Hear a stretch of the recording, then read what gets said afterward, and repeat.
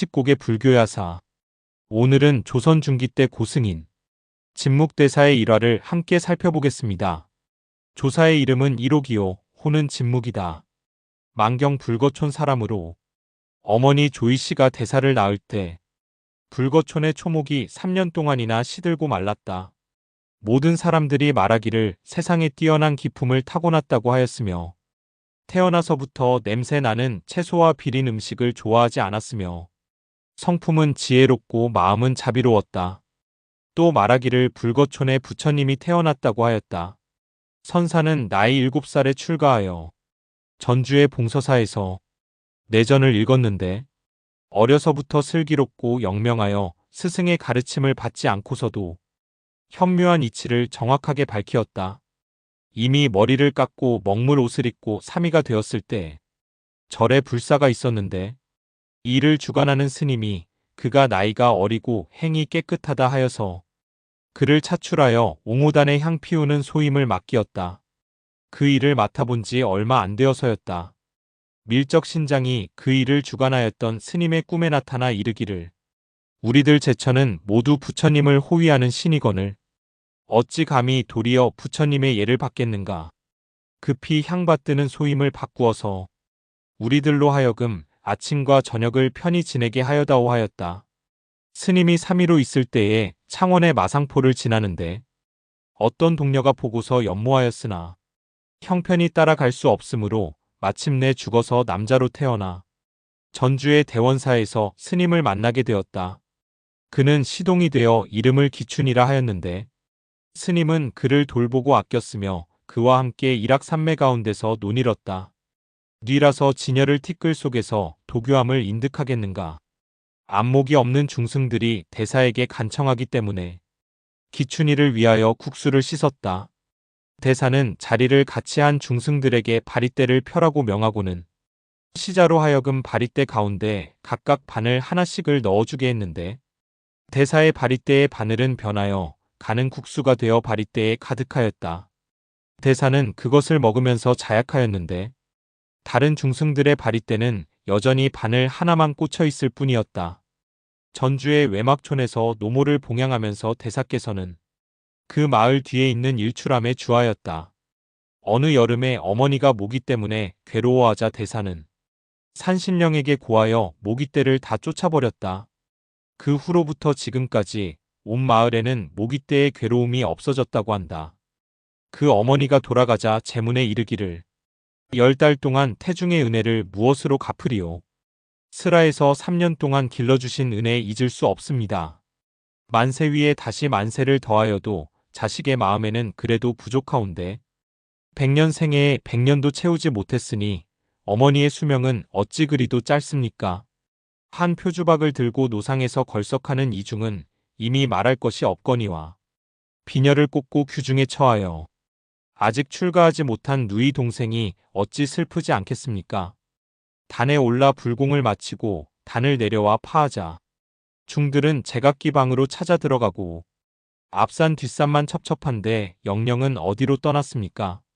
아, 애답도다고 하였다. 만경의 북쪽 유황산에 장사 지냈는데 그 묘소를 깨끗이 쓸고 술을 부어 제사드리면 번번이 농사가 잘 되었다. 그러므로 원근의 마을 사람들이 서로 뒤질세라 앞을 다투어 모여들었다. 그리하여 지금까지 수백 년이 되었으나 봉분이 완전하고 향화가 끊이지 않았다. 대사는 일찍이 술을 좋아하였다. 그러나 술을 곡차라고 하면 마시고 술이라고 하면 마시지 않았다. 어떤 중이 연애를 베풀기 위하여 술을 거르는데 술의 향기가 진하게 풍기어 사람을 얼근히 취하게 하였다. 대사는 석장을 짚고 가서 묻기를 그대는 무엇을 거르느냐 하니 중이 대답하기를 술을 거른다고 하였다. 대사는 묵묵히 돌아왔다. 얼마 후에 또 가서 묻기를 그대는 무엇을 거르느냐 하니 중은 앞서와 같이 대답하였다.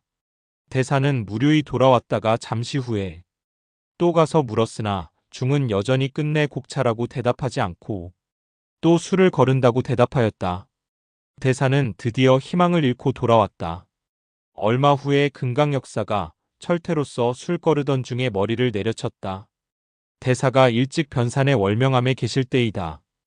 중들은 모두 탁발을 나가고 대사만이 오직 시자와 더불어 절을 지키고 있었는데 마침 시자가 기고가 있어서 속가에 가야 하기 때문에 먼저 제공을 갖추어 탁자 위에 올려놓고 여쭈옵기를 공구는 여기에 있으니 때가 되거든 친히 제를 올리십시오라고 하였다. 이때 대사는 방장 안에서 창문을 밀치고 손을 문지방에 대고서 능언경을 보고 있었다. 시자가 이튿날 암자에 돌아와 보니 대사는 어제와 같은 자세로 앉아 있었는데 문짝이 불어닥치는 바람에 손가락이 상하여 피가 흐르는데도 손에 상처도 있고 태연히 경을 보고 있었으며 탁자 위에 제공도 불공을 올리지 않은 채 그대로였다. 시자가 절을 하고 밤새의 안우를 살폈더니 대사는 말씀하기를 너는 제사에 참례하지 바로 왔느냐라고 하였다.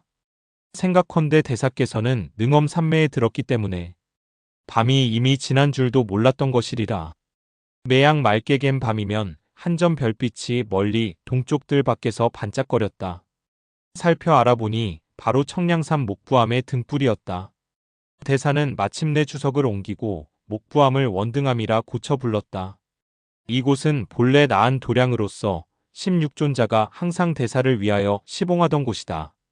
불빛이 멀리 월명암에까지 비친 것은 아마 나한들이 대사의 뜻을 열어서 깨우쳐 준 때문일 것이다.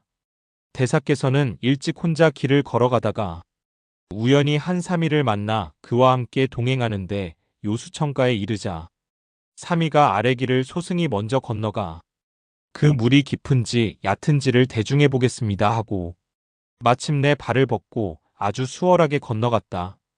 그런데 대사께서 옷자락을 걷어 올리고 건너려고 하니 몸이 물속으로 빠져들었다. 사미가 급히 가서 붙들어내니 비로소 나한에게 희롱당한 것을 알고서 한 개송을 지어 이르기를 저 영산에 16 어리석은 자야. 마을의 제밥을 즐김을 언제 쉴 것인가. 신통과 묘용은 비록 따르기 어려우나 대도는 응당 이 늙은 비구에게 물을 지어다. 한 번은 대사가 길을 가다가 여러 소년들을 만났는데 그들은 천렵을 하여 시냇가에서 물고기를 끓이고 있었다. 대사는 끓는 솥을 들여다보며 탄식하기를 발랄한 물고기가 아무 죄도 없이 가마솥에서 삶는 괴로움을 받는구나 하였다. 한 소년이 희롱하기를 선사께서 이 고깃국을 드시겠습니까? 하니 대사가 말씀하기를 나야 잘 먹지 하였다. 소년이 말하기를 저 한 솥을 선사에게 맡기겠사오니 다 드시오라고 하였다. 대사께서는 솥을 들어 입에 대고 순식간에 남김없이 다 마시어버렸다. 이에 여러 소년들은 모두 놀라 이상히 여겨 말하기를 부처님은 살생을 경계하였는데 능히 고깃국을 마셨으니 어찌 중이라 할 수 있겠습니까? 라고 하였다. 대사가 말씀하기를 죽인 것은 내가 아니지만 그것을 살리는 것은 내게 있다라 하고 마침내 옷을 벗고 물에 등을 돌려 설사를 하였다. 그러자 무수한 물고기가 항문으로부터 쏟아져 나오는데 발랄하기가 마치 봇물을 타고 흘러내리는 듯 하였고 번쩍번쩍 비늘을 번뜩이며 어지러이 물 위에서 뛰놀았다. 대사는 돌아보고 물고기에게 이르기를 발랄한 물고기들아 이제부터는 멀리 강에로 가서 노는데 미끼를 탐하다가 다시는 가마솥에 삼키는 괴로움을 당하지 않도록 조심하라고 하였다. 이리하여 여러 소년들은 탐복하고서 그물을 거두어 가지고 돌아갔다. 전주부에 피하여 숨어 다니는 한 아전이 있었다. 그는 평소에 대사와 더불어 교분이 두터운 사이로서 관아의 물품을 사사로이 수백 량을 소비하고 장차 도망을 하고자 대사에게 와서 말씀을 드렸다. 대사가 말씀하기를 관물을 축내고 도망하는 것이 어찌 남아의 일이겠는가. 다만 집에 돌아가서 두어 마레 쌀을 준비해 가지고 다시 이곳에 와 나한에게 공양하면 장차 좋은 도리가 있을 것이오 하였다. 아전이 돌아가 가르치는 대로 조차 준비해 왔다. 대사는 시자에게 명하여 밥을 지어서 나한에게 공양하도록 하고 따라서 아전에 이르기를 부중에 혹 빈자리가 있느냐고 하니 예 있습니다. 감옥의 형리 자리가 지금 비어 있습니다. 녹봉이 매우 박하고 무료한 자리입니다 하였다. 대사가 말씀하기를 무료하다고 하지 말고 급히 가서 자청하여 그 직을 맡으시오. 그러나 30일을 넘기지는 마시오 하였다. 아전이 돌아가자 대사는 주장자를 가지고 나안당으로 들어가 차례로 나안들의 머리를 3번씩 두드리고 말씀하기를 아무 아전의 일을 잘 돌보아 주라고 하였다. 이튿날 밤 나안들이 아전의 꿈에 나타나서 꾸짖어 말하기를 내가 구할 것이 있으면 바로 우리들에게 와서 말할 것이지. 어찌하여 대사에게 무고하여 우리들을 괴롭히느냐. 너를 봐서는 돌보지 않는 것이 옳겠으나 대사의 명이라 좋지 않을 수 없기 때문에 이제 내 일을 봐주는 것이니 이 뒤로는 이 같은 일이 없도록 하라고 하였다. 아전은 도움이 있을 줄을 알고서 자청하여 옥리가 되었다. 얼마 안 되어 옥송이 빈번하게 일어나니 죄수들이 옥에 가득하여 30일 동안에 포함한 것을 다 보충하고서 그 직을 다른 아전에게 넘겨주었다. 얼마 안 되어서 새 옥리는 뇌물을 징수한 죄로 구금되었다.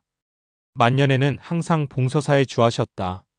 절에서 멀지 않는 곳에 봉곡 선생이란 분이 계셨는데 그는 당시의 유연이었다. 대사는 일찍 선생에게 강목 한 지를 빌려서 바랑 속에 넣어 가지고 온 일이 있었다. 이때 선생은 사람을 시키어 뒤따라 가보게 하였다. 대사는 걸어가면서 펴보고서 한 권을 다 보면 땅에 버리고 또 한 권을 빼내어 뒤져보고는 땅에 버렸다. 이렇게 하여 절에 이르자 모두 버리고 돌아보지도 않고 들어섰다. 타일의 선생이 대사에게 말씀하기를 책을 빌려보고 땅에 버리는 것은 무엇 때문인가 하니 대사는 말씀하기를 고기를 잡았으면 통발은 잊어버리지요 하였다. 선생이 편마다 어려운 것을 들어 물으니 모르는 곳이 없이 화나였다. 선생이 하루는 여종을 시켜 대사에게 음식을 보내드리도록 하였는데 중도에 이르러 보니 대사는 허공을 바라보며 배회하다가 서 있었다. 여종이 앞으로 나아가서 심부름 온 뜻을 전하니 대사가 말씀하기를 내가 아들을 갖고 싶느냐고 하였다. 여종이 알아듣지 못하니 대사는 말하기를 내가 복이 박하니 어찌하겠나. 너는 바로 내려가서 내 주인에게 내가 온다고 일러 다오 하였다. 여종이 돌아와서 말을 전하니 선생은 기다리다가 도착하자 대사께서 너무 늦은 것을 괴이하게 여겨 물어보았다. 어찌 그리도 늦게 오십니까 하니 대사가 대답하기를 마침 한 조각 신령한 기운이 서쪽 하늘 끝에서 떠올라왔다. 만나기가 아주 어려운 것이기 때문에 끌어당겨 주입시키려 하였으나 마땅한 사람을 만나지 못하였소. 도리어 이것이 흩어져 상서롭지 못한 대로 흘러들까 두려워서 몰아내어 멀리 허공 밖으로 물리치느라고 오는 것이 자연 덫이었습니다라고 하였다. 한 번은 대사가 시자를 불러서 소금을 가지고 봉서사의 남쪽 부곡으로 가라고 하였다. 시자가 묻기를 가지고 가서 누구에게 줍니까 하니 대답하기를 가보면 스스로 알게 될 터인데 물을 필요가 무엇냐라고 하였다. 시자가 소금을 가지고 제를 넘어 골짜기로 내려가니 사냥꾼 두어 사람이 방금 노루고기 회를 해놓고는 소금을 생각하면서 먹지 못하고 앉아 있었다. 시자가 소금을 앞에 갖다 놓자 모두 기뻐하면서 이는 반드시 대사께서 우리들의 허기를 불쌍히 여겨 보내주신 것이리라. 사람을 살리는 부처님은 골골마다 있다고 하더니 바로 이런 것을 말하는 것이리라라고 하였다. 하루는 대사가 물을 찾아서 시자가 미지근한 쌀뜨물을 갖다 드리니 대사는 그것을 받아 입에 두어 모금 머금고 동쪽을 향하여 내뿜었다. 뒤에 들으니 합천해인사에 불이 나서 다 타버릴 뻔하였는데 갑자기 한바탕 소나기가 서쪽으로부터 쏟아져 그 불을 껐다. 뿌연 빗방울이 물체에 엉겨붙어 자국이 났다고 한다. 또한 그 절에 불이 나던 날이 바로 대사께서 물을 뿜던 때라고 한다. 한 번은 대사께서 일찍 상호남에 주할 때이다. 탁발승들이 식량을 구하기 위해 멀리 나갔다가 한 달 남짓하여 돌아왔는데 대사의 얼굴에는 거미줄이 쳐져 있고 무릎 사이에는 먼지가 쌓여 있었다. 그리하여 먼지를 쓸어내고 거미줄을 걷어내고서 이름을 말하며 인사를 드리니 대사께서 말씀하기를 너희들은 이렇게 빨리 돌아왔느냐고 하였다. 대사가 일찍 대원사에 머무르고 있을 때 제식 때마다 다만 밀기울만 물에 타서 먹었다. 중승들은 그것이 싫어서 박대하며 공양도 하지 않을 뿐만 아니라 또 더러운 것으로 그 밀기울을 더럽혔다. 조금 후에 한중이 밥바리를 가지고 공중에서 내려와 대사에게 드리니 대사가 말씀하기를 밥을 보내는 것은 좋으나 몸소 가지고 올 필요가 뭐 있소 하니 그 중이 말하기를 소승은 현재 대둔사에 머물고 있는데 막 공양을 하려는데 바리떼가 저절로 움직이므로 괴이하게 여겨 그것을 잡으니 실력에 끌리어 여기에 이르렀습니다라고 하였다.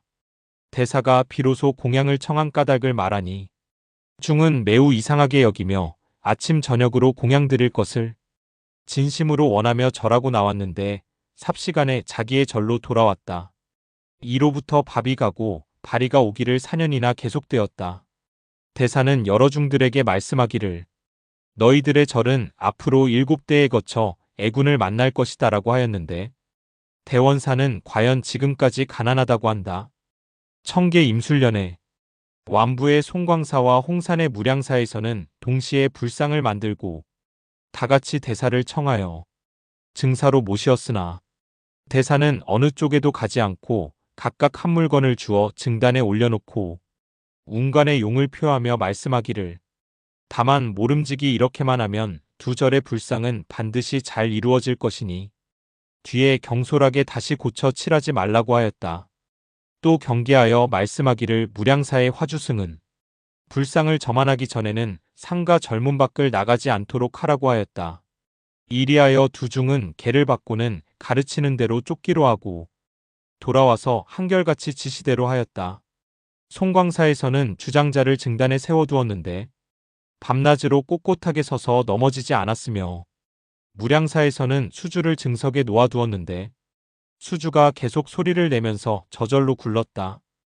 홍산의 어느 사람이 3천금을 내어 혼자 그 3존불의 비용을 부담한 것인데 늘 와서 참례하겠다고 말하였으나 기한이 지나도록 오지 않자 화주승은 그가 오기를 기다리고 바라며 자신도 모르게 문 밖에 나갔다가 갑자기 갑사에게 맞아서 죽었다. 대사는 일찍깨를 읊기를 하늘을 이불로 땅을 자리로 산을 베개로 삼고 달을 촛불로 구름을 병풍으로 바다를 술통으로 만들어 크게 취하여 거연히 일어나 춤을 추니 도리어 긴 소매자락이 곤륜산에 걸릴까 하노라라고 하였다. 대사는 어느 날 목욕하고 머리를 감고 옷을 갈아입고는 지팡이를 끌면서 문 밖을 나가 개울을 따라 거닐다가 지팡이를 세우고 물가에 임에 서서 손으로 물속에 비친 자기의 그림자를 가리키면서 시자에게 말씀하기를 저것이 바로 석가모니불의 그림자이니라 하니 시자가 말하기를 이것은 바로 화상의 그림자입니다 라고 하자 대사는 말씀하기를 너는 다만 화상의 가짜 그림자만 알았지 석가모니의 참 모습은 알지 못하는구나 하고 마침내 지팡이를 메고 방으로 들어가 발을 포개어 가부좌를 하고 앉아서 제자들을 불러놓고 말씀하기를 나는 가겠으니 너희들은 물을 것이 있으면 마음대로 물어보아라. 제자들이 말하기를 대사께서 돌아가신 100년 뒤에는 종승은 네에게 있겠습니까 하니 대사는 묵묵히 한참 있다가 말씀하기를 무슨 종승이 있겠느냐고 하였다.